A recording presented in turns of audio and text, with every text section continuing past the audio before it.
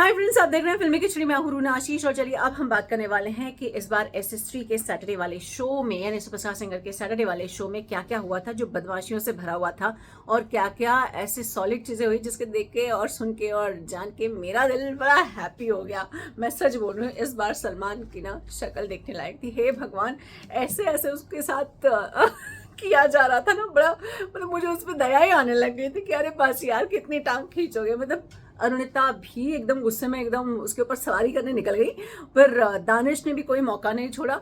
And बेचारा सलमान मुंह इतना सा हो गया, अरे यार छोड़ दे रहे, इतना सा तो दिखता है यार इतना अच्छा गाता है पर कितना अच्छा। बाय द वे सलमान भी कम नहीं है, अरुणिता को भयानक हर जगह मौका पड़ने पर टांग खींच लेता है। जो शुरुआत हुई थी, शुरुआत से ही पवनदीप के लिए पूछा गया कि पवनदीप को डर किससे लगता है। फिर एकदम से याद कराया गया कि कैसे उनके पिछले एपिसोड में एक उन्हें चाहने वाली लड़की आई थी, और फिर पवनदीप ने बड़े अच्छे से समझाया, संभाला, सब कुछ किया, लेकिन डर तो गया था पवनदीप ऐसे ना, हाँ हाँ समझ में आ रहा है। फिर साइली को पूछा गया, साइली के लिए पूछा गया इनफैक्ट, तो उसके बाद पवनदीप बहुत क्लियरली बोलते हैं साइली को जब मौका मिले वो तब रो सकती है। हाय हाय, ठीक है, she is a very soft hearted person, so Saili I am with you. मैं भी सीरियल देख के रो देती हूँ, फिल्म देख के रो देती हूँ, तो definitely you can, we are in the same team, so nothing against anything okay. उसके बाद फिर क्षितिज और साली का जो गाना था, न जाने मेरे दिल को क्या हुआ, उसमें अरुणिता ने कहा कि ये गाना मुझे बहुत अच्छा लगता है, कुछ यादें हैं। और फिर सलमान जो शुरू हुआ, हाँ क्या यादें हैं, इमोशंस, कुछ गाने ऐसे होते हैं। एंड फिर तो मेरे हिसाब से अरुणिता एकदम सॉलिड स्ट्रॉन्ग वाली टीचर जो नहीं होती, जो बदमाशी करने वाले बच्चों को कान पकड़ के बैठा देती है या फिर बोलती है चलो अपने डेस्क पे खड़े हो जाओ। और कुछ एक टीचर्स के पास वो चौक भी होते हैं जो एकदम से ऐसे थ्रो करने की एक्टिंग करती है और सामने वाला बच्चा डर जाता है। ऐसा कुछ माहौल मुझे क्रिएट होता हुआ दिखाई दिया था। ऐसा लग रहा था कि सलमान को अपना वो कान पकड़ के उनके बेंच पे खड़ा कर देगी। I thoroughly enjoyed. अरुणिता ने इतना स्ट्रॉन्ग तरीके से इस पूरी खिंचाई का विरोध किया है, मतलब वो तो यह भी बोली कि भी इतना पसंद है पवनदीप तो तुम ही शादी कर लो। एंड यस, उसने ऐसा कुछ नहीं कहा था जिसमें कि उसकी टांग खिंचाई हो जाए, बट जो अरुणिता ने अपना रूप दिखाया है ना, I enjoyed. I will be with you because at times बदमाशी में भी बहुत अच्छे से लेकिन बहुत तमीज से आपको सामने वाले को बोलना पड़ता है कि बस भाई अब बस कर, इससे ज्यादा बदमाशी नहीं करना, इससे ज्यादा टांग नहीं खींचना है।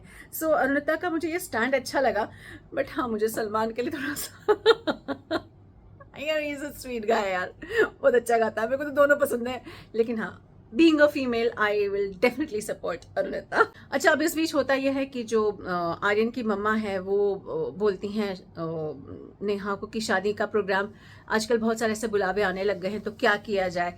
आपको याद दिला देती हूँ कि लास्ट वीक जब अभिजीत दा आए थे तब ये बात निकली थी कि वो बोल रहे थे कि शादी में मना करने के लिए भी बड़ा एटीट्यूड चाहिए, और वो एटीट्यूड है मुझ में। वहीं पर जो नेहा है उनका कहना ये था कि अगर उससे घर चल रहा है तो प्रॉब्लम क्या है।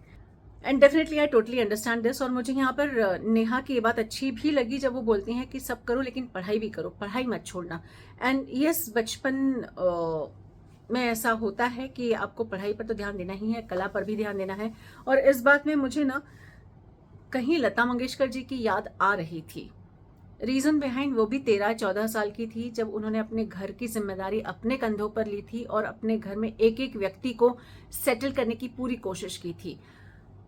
एंड यस, लता जी वही शख्स हैं जिन्होंने फिल्मों के अलावा कभी किसी की महफिल में या फिर किसी की शादी में तो डेफिनेटली नहीं गाया। मुझे यही लगता है कि एक बहुत पर्सनल बेस्ड पर, पर्सनल चॉइस पर है, पर्सनल रिक्वायरमेंट पर है, लेकिन हाँ बच्चा पढ़ाई करे ये बात कभी ना भूले, विच आई ऑल्सो सपोर्ट। और उसके बाद पवनदीप ने जो कहा है आर्यन के लिए कि देखो तुम्हारे गुरु सलमान की छाया तुम पर पड़ी है, बहुत सही सटीक बात कर रहे थे। फिर दानिश ने फिरकी ली है सलमान की, बड़े प्यार से बड़े कंफर्टेबली होकर बोलते हैं कि देखो ऐसा है, जब ऐसे स्टेन आएगा तब आर्यन तुम ना सलमान की चेयर पर बैठे होगे। एंड सलमान बोला अरे तुमने अपनी चेयर पर नहीं बैठाया।